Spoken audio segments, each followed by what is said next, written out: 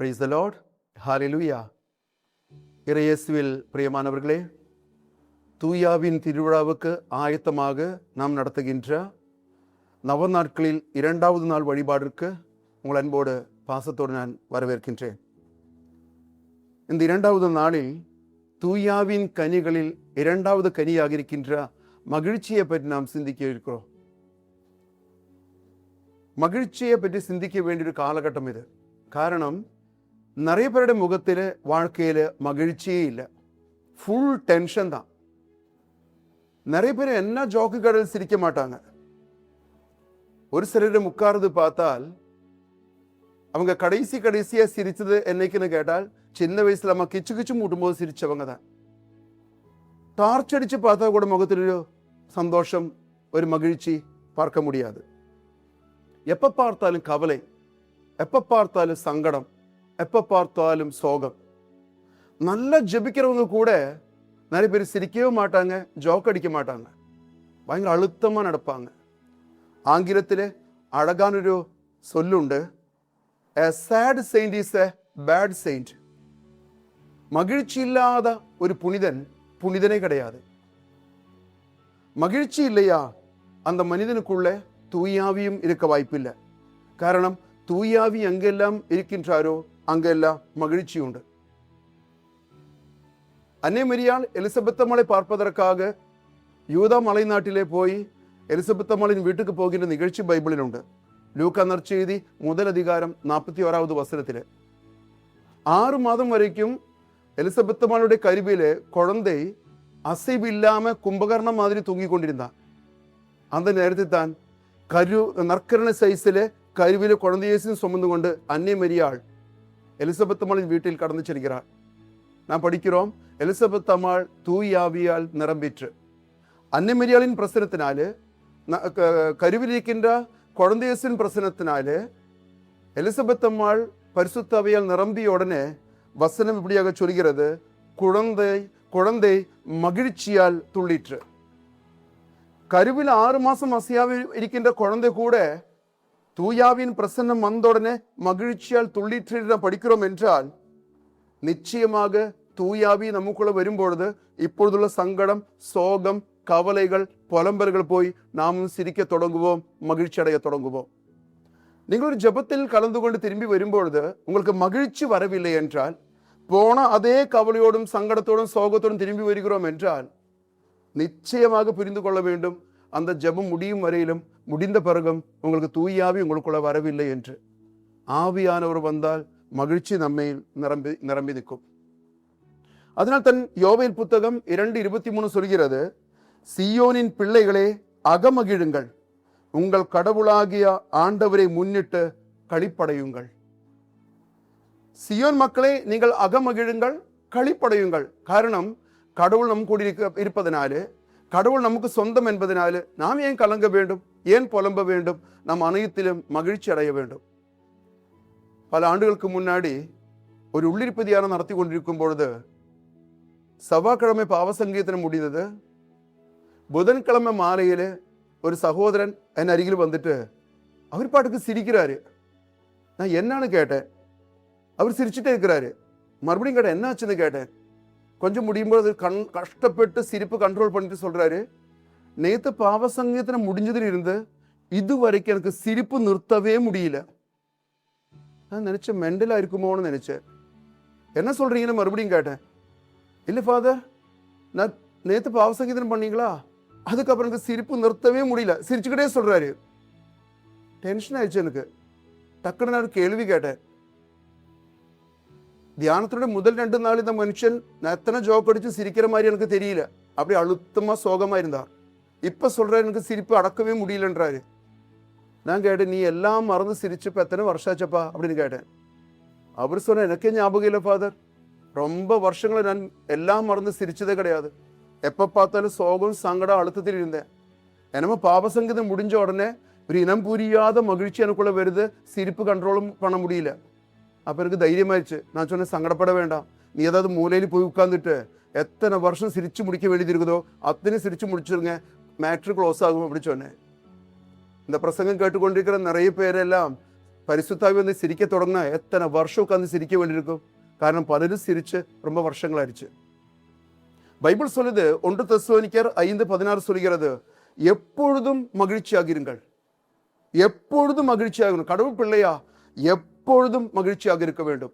நல்லது நடந்தால் மட்டுமல்ல, நல்லது நடந்தாலும் கெட்டது நடந்தாலும் எதிர்பார்த்தது நடந்தாலும் எதிர்பார்க்கிறது நடந்தாலும் நாம் எப்பொழுதுமே மகிழ்ச்சியா இருக்க வேண்டும் என்பதுதான் கடவுளுடைய சித்தம். அதனால் தான் பைபிளிலே மத்தேயு நற்செய்தி 5:11-12 ஆண்டவர் மிக தெளிவாக பிரசங்கத்தில் சொல்லுகிறார். மலையில் உள்ள பிரசங்கத்தில் சொல்லுகிறார், என் பொருட்டு மக்கள் உங்களை இகழ்ந்து துன்புறுத்தி உங்களை பற்றி இல்லாதவை பொல்லாதவை எல்லாம் சொல்லும் பொழுது நீங்கள் பேறு பெற்றவர்களே, மகிழ்ந்து பேரு வகை கொள்ளுங்கள். எல்லாரும் உங்களை பற்றி அவதூறு பேசும் பொழுது, ஒதுக்கி வைக்கும் பொழுது, சங்கடகரமான காரியங்கள் வரும்பொழுது நீங்கள் பேறு பெற்றவர்கள், நீங்கள் மகிழ்ந்து களி கூறுங்கள்.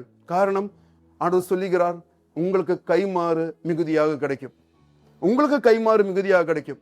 அதனாலே பரிசுத்தாவி நிறைந்த மகன் மகள் யாராவது ஒருத்தர் நம்மள ஒரு அவதூறு பேசும் பொழுது, ஒரு திட்டும் பொழுது, சங்கடகரமான விஷயம் நடக்கும் பொழுது உடனே உடைந்து சோர்ந்து சங்கடப்பட்டு வாடி வதங்கி போகக்கூடாது. உள்ளுக்குள்ள சொல்லணும், எனக்கு கைமாறு மிகுதியாக கிடைக்க போகுது, நான் சங்கடப்பட மாட்டேன்னு சொல்லணும். திருத்துதர் பணிகளில் நாம் இப்படியாக படிக்கிறோம். 5வது அதிகாரம் 41வது வசனத்திலே சீடர்களை கூப்பிட்டுட்டு மிகவும் சித்திரவதைக்கு உள்ளாக்கி இயேசுவை பற்றி பறைசாற்றக்கூடாது என்று சொல்லி அனுப்பும் பொழுது பைபிளில் இப்படியாக எழுதியிருக்கு, இயேசுவின் பெயரை முன்னிட்டு அவமதிப்புக்கு உரியவர்களாக கருதப்பட்டதால் திருத்தூதர்கள் மகிழ்ச்சியோடு தலைமை சங்கத்தை விட்டு வெளியே சென்றார்கள். இயேசுவின் பெயரை முன்னிட்டு அவமதிப்புக்கு உள்ளானதுனால அவர்கள் மகிழ்ச்சியோடு அந்த சங்கத்தை விட்டு வெளியே சென்றதாக பைபிள் சொல்லுது. ஒரு சங்கடம் கிடையாது, ஒரு சோகம் கிடையாது. இப்படி துன்பங்களும் துயரங்களும் வரும்பொழுதும் உள்ளுக்குள்ள கலங்காமல் புலம்பால் இருக்கின்ற ஒரு வரத்துக்கு பேருதான் தூயாவி தருகின்ற மகிழ்ச்சி என்னும் கனி என்று நாம் சொல்வதற்கு காரணம். இது சாதாரண நடைமுறை வாழ்க்கையில் கிடைக்காது. சாதாரணமா இந்த உலகம் சொல்லி தருகின்ற மகிழ்ச்சியில் கிடைக்காது.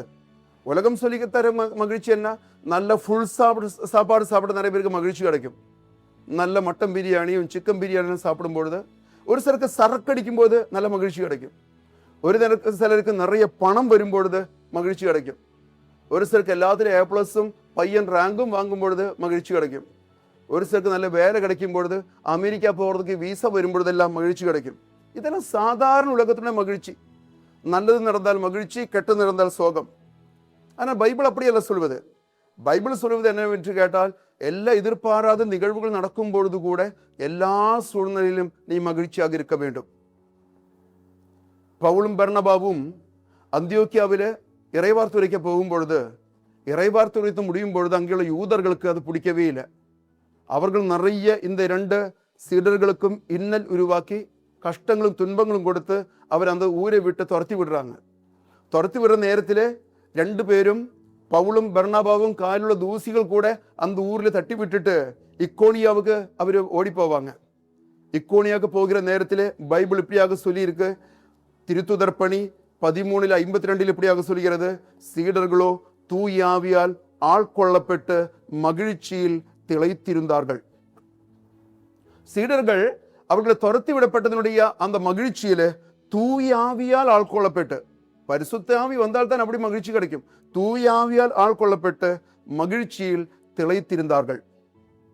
இந்த ஒரு வரம் கிடைப்பதற்காக நாம் ஜெபிக்கணும். ஆண்டவர் மிக தெளிவாக சொன்னார், மக்களை, இந்த உலகத்தில் உங்களுக்கு துயரம் உண்டு, வேதனை உண்டு, சங்கடம் உண்டு. ஆனால் யோவான் 16:13 சொல்கிறது, துயரம் மகிழ்ச்சியாக மாறும். துயரம் மகிழ்ச்சியாக மாறும். ஒரு கிறிஸ்துவ பிள்ளைக்கு, கடவுளை பின்செல்லுகின்ற பிள்ளைக்கு கஷ்டங்கள் வரக்கூடாது என்று சொல்ல முடியாது. துன்ப துயரங்கள் வரக்கூடாது என்று சொல்ல முடியாது.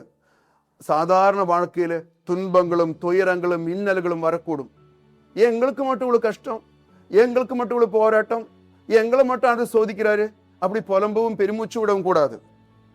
ஏசாயா புத்தகம் 61:3 சொல்கிறது, புலம்பலுக்கு பதிலாக மகிழ்ச்சி தைலத்தை வழங்க வேண்டும்.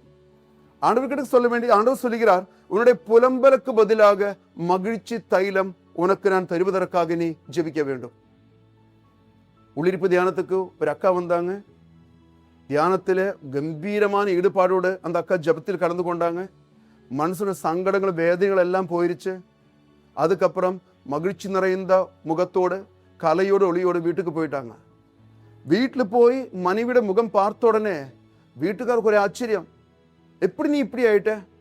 முகம் பயங்கர பிரைட்டா இருக்குதே, ரொம்ப கலையா இருக்குதே. அவ திரும்பவும் திரும்பவும் கேட்கிறாரு. வைஃப் இந்த ஆளுக்கு கோயிலும் சாமியும் ஜபெல்லாம் கிடையாது. அதுல என்ன பண்ணிட்டாங்க, இந்த சந்தோஷத்துக்கு இந்த முகத்தின கலைக்கு மொழிக்கும் எல்லாம் காரணம் கடவுள் என்னை ஆஸ்வதிச்சாரு, என் சங்கடங்கள் எல்லாம் நீங்கிருச்சு, நான் இப்போ ஆனந்த பரவசத்தில் இருக்கிறேன் சொல்லி கொஞ்சம் ஓவரா பில்டப் கொடுத்து ஹஸ்பண்ட் கூட சொன்னாங்க. அடுத்த வாரம் தியானம் ஆரம்பிக்கும் பொழுது இந்த ஆள் பேகும் துணியெல்லாம் எடுத்து அடுத்த வாரம் தியானத்துக்கு வந்து எங்கிட்ட சொல்றாங்க, எங்க மனைவிக்கு கிடைச்ச அதே மகிழ்ச்சி அதே விடுதலை எனக்கு கிடைப்பதற்காக ஃபாதர் எனக்காக ஜெபிங்க. ஆண்டவர் அருகில் வரும்பொழுது துன்ப துயரங்கள் நம்மை விட்டு விலகும். பரிசுத்தாவி நமக்குள்ள நிரம்பும் பொழுது மகிழ்ச்சி நமக்குள்ள நிரம்பும். யாருக்கெல்லாம் மகிழ்ச்சி இல்லையோ, யாருக்கெல்லாம் நிம்மதி இல்லையோ, ஒரு தெளிவும் ஒரு கலகலப்பும் இல்லாத வாழ்க்கை வாழ்கிறோமோ, அவர்களெல்லாம் இந்த திருவிழா நாட்களில் தூயாவிக்கிட்டு ஜெபிக்கணும். தூயாவியே, உமது கனியாக இருக்கின்ற மகிழ்ச்சி எனக்கு தாரும். நான் மகிழ்ச்சியோடு வாழ்வதற்கு, என்னை போன்ற நிறைய பேரை மகிழ்விப்பதற்கு என்னுடைய வாழ்க்கையை பயன்படுத்தும் என்று சொல்லி நாம் ஜெபிக்க வேண்டும். ஒரு நிமிடம் கரங்கள் கூப்புவோமா? தாழ்ச்சியோடு நாம் ஜெபிப்போமா? ஓ பரிசுத்த ஆவியே, உமது திருவிழா நாட்களில் கவலைப்படுகின்ற, துன்பத்திலும் துயரத்திலும் ஆழ்கின்ற பல கோடிக்கணக்கான மக்களுக்கு இந்த உலகம் தர முடியாத மகிழ்ச்சியால் நீ நிரப்பும் ஆண்டவரே.